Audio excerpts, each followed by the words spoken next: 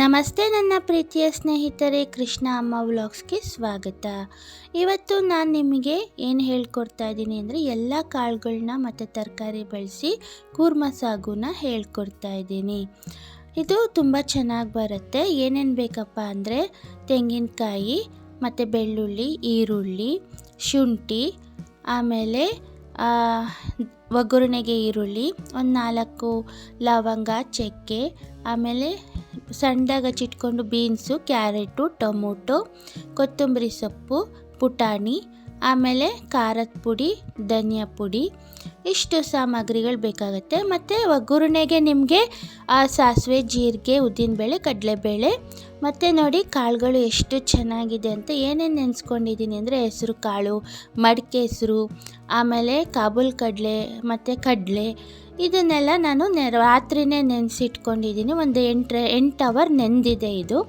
ಮೊದಲಿಗೆ ನಾವೇನು ಮಾಡಬೇಕು ಅಂದರೆ ಒಂದು ಮಿಕ್ಸಿ ಜಾರ್ಗೆ ಕೊಬ್ಬರಿ, ಬೆಳ್ಳುಳ್ಳಿ, ಆಮೇಲೆ ನೆಕ್ಸ್ಟು ಚಕ್ಕೆ, ಲವಂಗ, ಈರುಳ್ಳಿ, ಆಮೇಲೆ ಪುಟಾಣಿ, ಆಮೇಲೆ ಶುಂಠಿ, ಆಮೇಲೆ ಕೊತ್ತಂಬರಿ ಸೊಪ್ಪು, ಆಮೇಲೆ ನಾವೇನು ಮಾಡಬೇಕು ಒಂದೂವರೆ ಸ್ಪೂನಷ್ಟು ಖಾರದ ಪುಡಿ, ಆಮೇಲೆ 1.5 ಸ್ಪೂನಷ್ಟು ಧನಿಯಾ ಪುಡಿ ಹಾಕ್ಕೊಂಡು ಒಂದು ಚಿಟಿಕೆ ಅರಿಶಿನ ಹಾಕ್ಕೊಂಡು ರುಬ್ಬಿಟ್ಕೋಬೇಕು.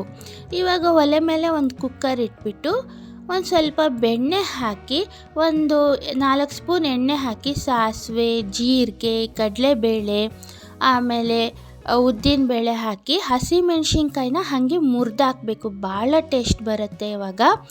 ಆಮೇಲೆ ಸ್ವಲ್ಪ ಈರುಳ್ಳಿ ಹಾಕಿ ಚೆನ್ನಾಗಿ ಫ್ರೈ ಮಾಡ್ಕೊಬೇಕು. ಜೊತೆಗೆ ಇದಕ್ಕೆ ಟೊಮೊಟೊ ಕೂಡ ನಾವು ಸೇರಿಸ್ಕೊಬೇಕು. ಟೊಮೊಟೊ ಸೇರಿಸ್ಕೊಂಡು ಸ್ವಲ್ಪ ಚೆನ್ನಾಗಿ ಫ್ರೈ ಮಾಡಬೇಕು. ಫ್ರೈ ಮಾಡಿ ನಾವು ನೆನೆಸಿಟ್ಕೊಂಡಿರ್ತೀವಲ್ಲ ಕಾಳುಗಳು, ಅದನ್ನೆಲ್ಲ ಹಾಕಿ ಚೆನ್ನಾಗಿ ಫ್ರೈ ಮಾಡ್ಕೊಂಡು ಎಷ್ಟು ಚೆನ್ನಾಗಿ ಮಾಡ್ತೀರೋ ಆವಾಗ ಅದು ಸಾಂಬಾರು ತುಂಬ ಚೆನ್ನಾಗಿ ಬರುತ್ತೆ.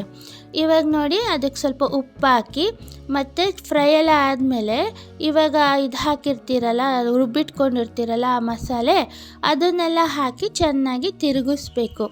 ಚೆನ್ನಾಗಿ ತಿರುಗಿಸ್ಬಿಟ್ಟು ನಿಮಗೆ ಅದ್ರ ವಾಟರ್ ಕನ್ಸಿಸ್ಟೆನ್ಸಿ ಎಷ್ಟು ಬೇಕು, ಇದು ಸ್ವಲ್ಪ ಗಟ್ಟಿ ಸಾಂಬಾರಲ್ವ, ಕೂರ್ಮ ಸಾಗಲ್ವ ಮಾಡ್ತಾ ಇರೋದು.